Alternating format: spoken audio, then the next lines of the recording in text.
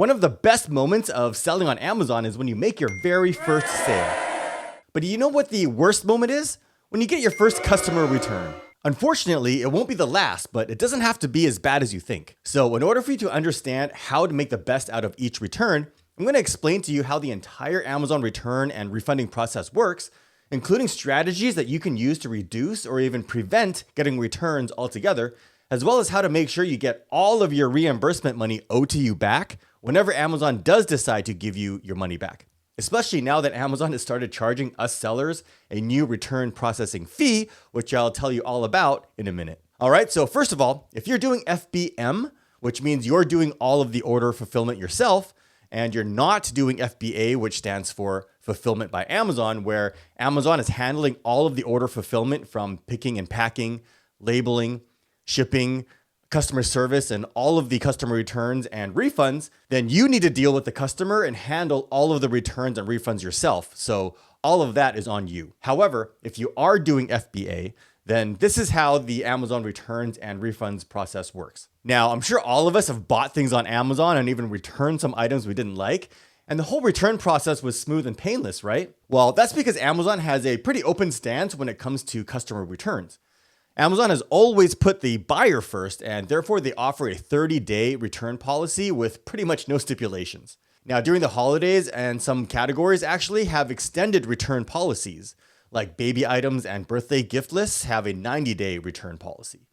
So what actually happens when a customer makes a return? Well, two things take place. The first has to do with the Amazon fees that you paid as an FBA seller.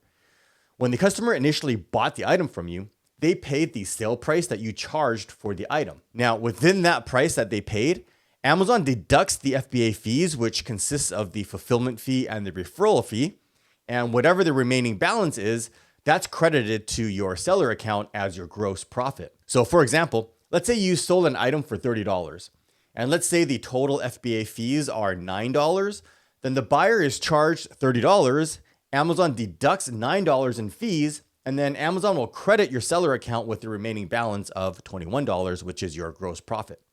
But here's the thing. If a buyer returns the item, you don't get to keep that $21. You're probably going to end up losing money on that sale and more depending on several factors. So let's go over these different scenarios. In the first scenario, if the buyer wants to return the item and they request a refund, but they don't send the item back to Amazon within 45 days of the refund, then in most cases, Amazon will end up charging the customer for the original sale price, and you get to keep the revenue from the sale as if the return never happened. This is the best case scenario. However, if the buyer does send the item back to Amazon, then when Amazon receives it, it goes through their return evaluation inspection process where they'll evaluate whether the item is in resellable condition or not. If Amazon determines that it is in resellable condition, meaning that it's in its original new condition, then Amazon will put it back into your inventory to be resold. But there's a caveat here that I learned the hard way, which I'll talk about in a minute. Now, what also happens is they'll deduct the revenue of the sale from your account. So if we were using the previous example, they'll deduct the $21 from you. And not only that, Amazon will not reimburse you any of the FBA fees. So you also lose the $9 in FBA fees that you paid.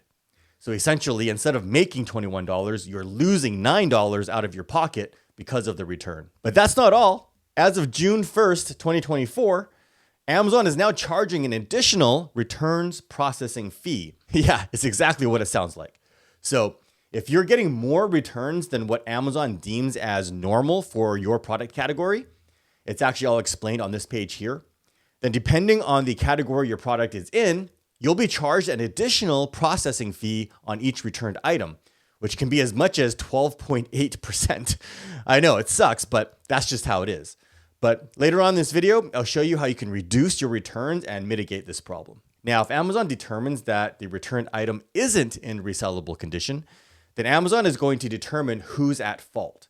You can see here on this table the different possible conditions. If the item is damaged or carrier damaged, then Amazon will take full responsibility. They'll take ownership of the item and fully reimburse you for the item, including the cost of the item, making you whole again. You don't get to keep the profits though. You just don't end up losing any money. It's as if the sale never happened. Now, if the item is customer damaged, defective or expired, such as if it was due to poor manufacturing or quality control, then Amazon will not take responsibility and you will not get reimbursed the cost of the item or the FBA fees. I'll leave a link to this page down in the description below if you want to read more about it on your own. Now, one thing to note, if the item is not in resellable condition, Amazon will not return the item back to your inventory to be resold, obviously. What will happen is it'll be placed in your inventory as unsellable, and you'll have the option to either have Amazon destroy the item, donate it, or you can have it shipped somewhere, such as to yourself if you want to inspect it, refurbish, or do whatever you want with it. However, in these cases, there are fees involved. So for example, to have Amazon remove or dispose of it, it'll cost you around $1.04 per unit, depending on the size and weight of the item. Now, you can actually automate this action in your seller account under Automate Unfulfilled settings here. For example, if you enable this option, you can enroll the unfulfillable items to either have them refurbished or grade and resell, or you can have it liquidated in order to try to recover some of your losses. Or you can choose to just have them returned to you or disposed of here. Now, one thing you need to be aware of, if a customer contacts you directly about returning an item or getting a refund, and you issue the refund to them yourself, meaning the buyer doesn't go through the normal product return process on their Amazon account order history, Amazon will not reimburse you anything. So always ask your customer to go through the standard Amazon return process through their order history. And speaking of reimbursements, when Amazon owes you money, such as reimbursements for returns and damaged items or lost or missing inventory, quite often it doesn't get processed and you don't get paid. In fact, it's happened to me in the past and quite often it goes unnoticed. What I've found is that it's so much easier using a tool to help me get all the money that Amazon owes me instead of trying to find all of the missing money manually. Helium 10's Refund Genie tool is an absolute game changer to help ensure you're not leaving any money on the table, especially when it comes to customer returns and refunds. The reality is, Amazon's reimbursement process can be tedious and complex, often leading you to missing out on the reimbursements that you're entitled to. And Refund Genie simplifies this by automatically identifying any inventory discrepancies, such as customer returns that were not properly refunded. So if you already have a subscription to Helium 10, make sure to give Refund Genie a try. But if you're new to Helium 10, I have a link to a free trial and a coupon so you can save some money if you decide to upgrade, and you can find the link down in the video description below. Now, with that said, sometimes Amazon may send replacement items to your customer instead of a refund if they requested it. In those cases, Amazon will ship a replacement item to them for free from your inventory, so you as the seller won't get paid for it.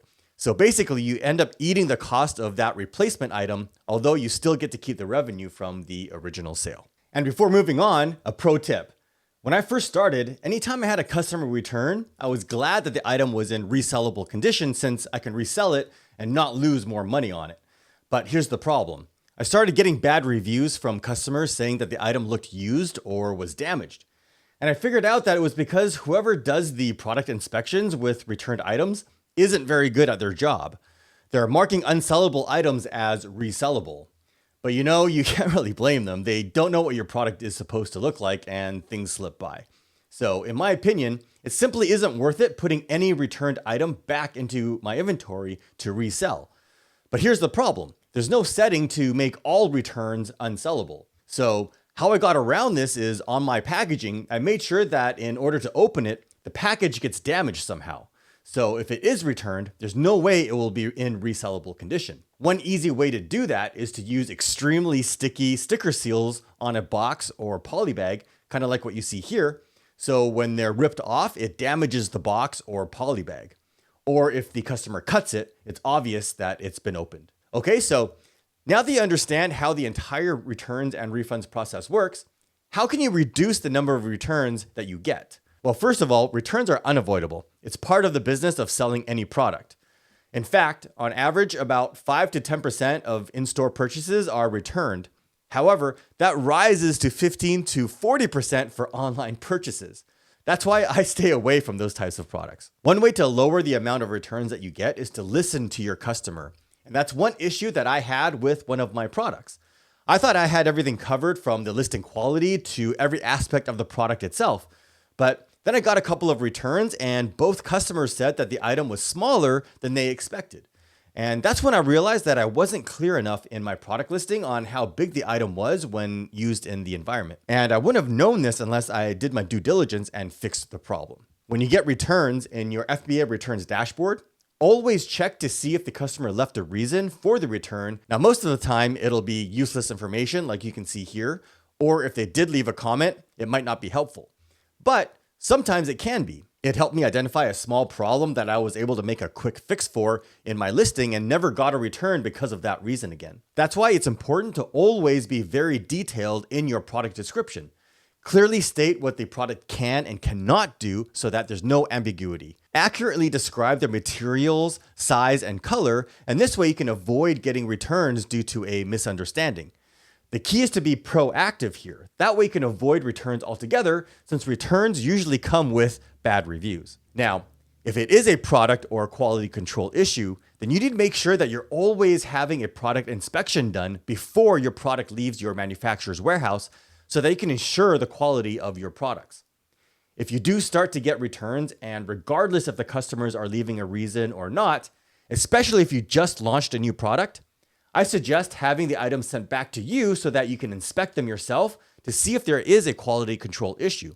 That way, if you do find that there is a defect or a problem, you can have it resolved with your manufacturer. And of course, you want to always avoid getting too many returns, not just because you're losing money and getting bad reviews, but because you can lose your selling privileges. Amazon tracks your account health based on several metrics. One of them is the ODR, or order defect rate. This is a measure of your ability to provide a good customer experience. An ODR above 1% may result in account deactivation. Amazon also tracks your return rate ratio. As I said earlier, returns can vary from 5 to 15% or higher depending on the category, but if your return rate ratio gets too high, not only will Amazon start charging you the return processing fees, but if you continue to keep getting returns, Amazon will suspend your listing and you'll have to submit what's called a formal plan of action, explaining exactly how you plan to fix the problem. And if approved, only then will Amazon reactivate your listing. But like I said, no matter what you do, returns are going to happen. So you really should just focus on getting more sales and growing your Amazon business. And the key is getting your listing ranked on the first page of the search results. This video right over here will show you exactly how to do that.